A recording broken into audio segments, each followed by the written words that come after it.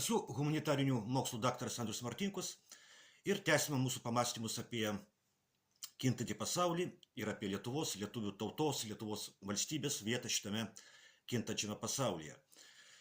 Dėkoju už jūsų rėmimą, už jūsų patiktukus, už jūsų komentarus, už tai, kad prenumeruojate. Ir šį savo pamastymą pradėsiu provokaciniais klausimais, kad būtų įdomiau klausyti pagrindinę šio pamastymo dalį. Taigi klausimai. Kodėl Lietuvoje, kuri ruošiama karui su Rusija, taip drastiškai daugėja juodaodžių žmonių?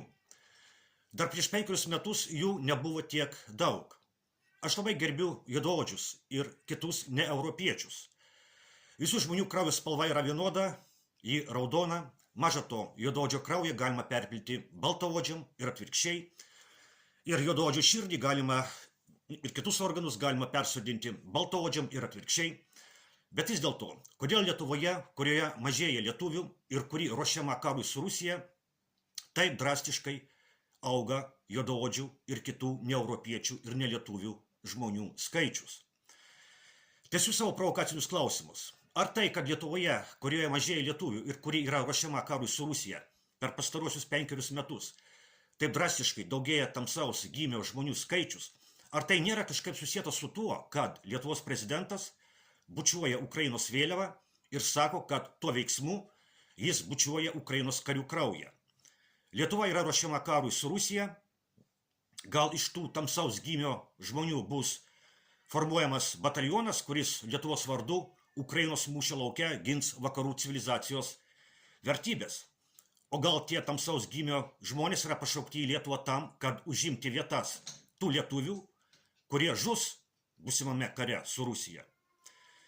Juk Lietuvos prezidentas, kuris bučiuoja Ukrainos karių kraują, pagarbino lietuvius samdinius žuvusius Ukrainos kare.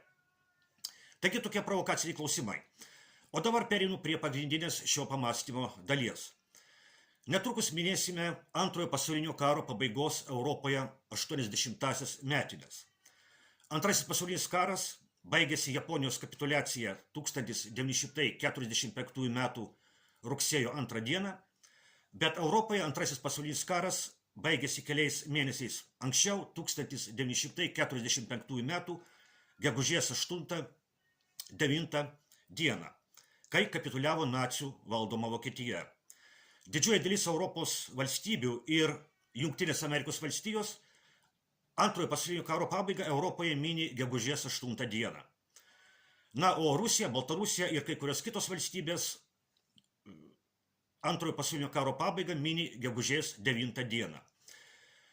Rusijoje beje Antrojo pasaulinio karo pabaiga, gegužės 9 yra ne tik minima, bet tai yra didžiausia pasaulietinė šventė Rusijos valstybėje. Rusijoje gegužės 9 yra pergalės didžiajame tėvynės kare šventė.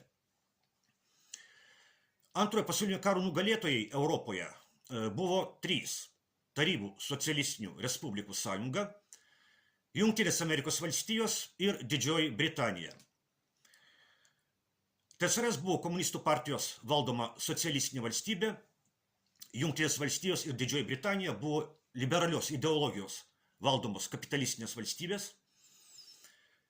Antrajame pasaulinėme kare komunistai ir liberalai sudarė sąjungą prieš nacizmą ir nugalėjo. Komunistai ir liberalai nugalėjo nacius, pakorė jų vadus, nuteistus Niurnbergo procese ir pasidalino Europą. Šitas pasidalinimas įvyko Jaltos ir Potsdamo konferencijose. Beveik iš karto po pergalės Antrajame pasaulinėme kare buvę sąjungininkai tapo aršiais priešais. Prasidėjo vadinamasis šaltasis karas tarp TSRS ir Jungtinių valstijų vadovaujamų vakarų, tarp socializmo ir kapitalizmo sistemų. Šitas karas baigėsi 1990-1991 metais.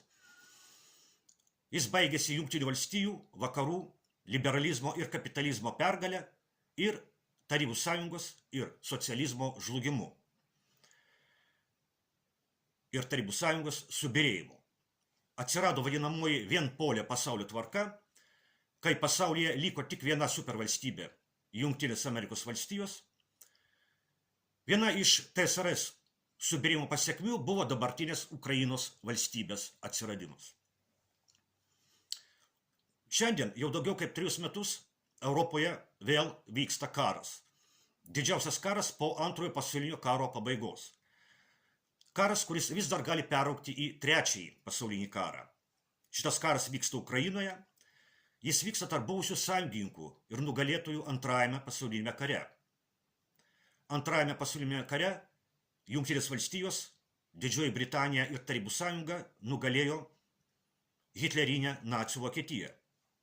Šiandien Ukrainoje Jungtinės valstijos ir Didžioji Britanija kariauja su TSRS paveldėtoja Rusija. Aišku, yra didelių skirtumų tarp šių karų, tarp šių istorinių situacijų. Viena vertus nebėra socializmo, o Rusija valdo ne komunistų partija. Ukrainoje kapitalistiniai vakarai, vadovaujami Jungtinių valstijų, kariauja su kapitalistinė Rusija. Kita vertus, vakarai su Rusija kariauja netiesiogiai, o Ukrainos karių rankomis. Ukrainoje vakarai kariauja su Rusija savo ginklais ir pinigais ir Ukrainos karių rankomis ir krauju. Ukrainoje globalistų valdomi vakarai ukrainiečių rankomis ir krauju kariauja su Rusija, kuri metė iššūkį globalistų pasaulio tvarkai, vienpoliam Jungtinių valstijų hegemonijos pasauliui atsiradusiam po TSRS žlugimo. Paskutinėse Jungtinių valstijų prezidento rinkimuose globalistai patyrė skaudų pralaimėjimą. Tačiau jie su tuo nesusitaikė. Jie išlieka labai galingi tiek pačiose Jungtinėse valstijose, tiek ypatingai Didžiojoje Britanijoje ir buvusiuose jos kolonijose, tokiuose kaip Kanada ir Australija. Ir aišku, Europos Sąjunga yra globalistų tvirtovė. Ir šiandien matome, kad būtent Didžioji Britanija ir Europos Sąjunga yra pagrindinės karo su Rusija Ukrainoje tęsimo šalininkės. O globalistų tikslas yra kolektyvinių tapatybių naikinimas. Tos kolektyvinės tapatybės – tai pirmiausia tradicinės religijos, tautos, nacionalinės valstybės, žmogus kaip dvilytė būtybė, kaip vyras ir moteris. Todėl globalistų valdomose vakaruose turi nykti krikščionybė, tautos, nacionalinės valstybės, o žmogus turi būti suprantamas ne kaip vyras arba moteris, o kaip 11 arba net keliasdešimt lyčių galinti turėti būtybę.